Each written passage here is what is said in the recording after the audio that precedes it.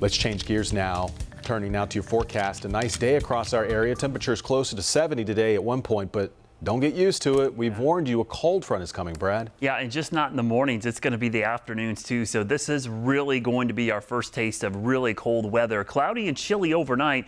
Not much of a warm-up tomorrow. I think temperatures will be stuck in the 50s and even colder for Thursday. So it's going to get colder over the next couple of days. 69 and 44. That's pretty typical, if just a hair above average, 67 and 43. But it's important to know that's where our averages are. So in the 60s and 40s is kind of normal for this time of the year. In fact, our averages over the autumn continue to drop off. Here we are at the beginning of the month. Our averages are in the upper 60s, but by the 15th, just about 2 weeks away, it's going to be 63. And by the end of the month, our average high falls back to 58 degrees. You can see the sweater weather, the morning lows for the kids. They're going to need the jacket, but this go around, they're probably not going to bail on it in the afternoon because it's going to stay chilly. The morning lows will be falling from the 40s back into the 30s, maybe our first frost or freeze for parts of the area. But the thing about the afternoons, the northeast wind and the fact that we're going to have clouds and maybe some drizzle is going to keep those afternoon temperatures from really warming up at all. The sun was great today, warmed us up close to 70, but with these thick clouds tomorrow and northeast winds, good luck getting out of the 50s. I think we'll be stuck in the mid to upper 50s. And notice the showers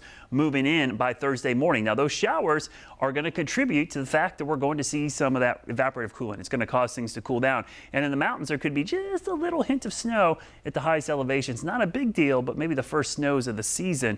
What's happening is cold air damming is occurring. The high pressure to the north is supplying cold, dry air at the surface. As that system comes in from the west, it's going to throw moisture up and over that cool air at the surface. As it falls into it, it causes it to get even colder. You see the clouds. It's like this feedback loop that keeps the temperatures locked in. And now the sun angle is so low, it's hard to mix that out. So a cold rain with falling temperatures starting early on Thursday. Here's what this is going to look like. See the temperatures overnight in the 40s. Tomorrow, maybe a break in the clouds. We could get into the mid and upper 50s, but as soon as the clouds thicken up and the sun gets in here, or the rain, I should say, temperatures are going to be stuck in the 40s. There's your little taste of maybe some wintry weather in the mountains, but it stays chilly all the way through Thursday afternoon. We're going to be stuck in the 40s, and as we go towards the end of the week, the morning lows are going to get cooler. Now, where are we going to see the snow in the mountains?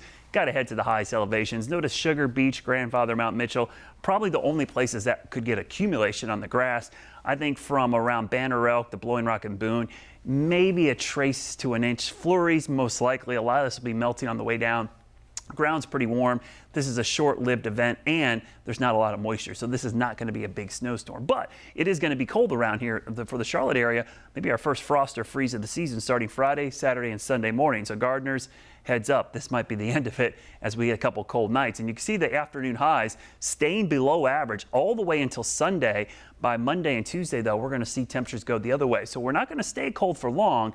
Only into the weekend, we should see a turnaround. But what's interesting, we might see a nor'easter form this weekend. Now, depending on how close this is to the coast, the weekend might be cool and wet as well. If we get the showers in here, we're certainly going to have northeast winds because of that nor'easter. But if it stays on the coast, it's going to keep us chilly this weekend, even if we get some sunshine from time to time. But next week, there's your warm-up. Again, this is compared to average. Remember, the averages are falling into the 60s, so anything near 70 is actually going to be a warm-up. Tomorrow, certainly not a warm day. Below average temperatures, 40s and 50s in many locations. Thick clouds building throughout the day. We'll see highs at least 10 degrees below average tomorrow.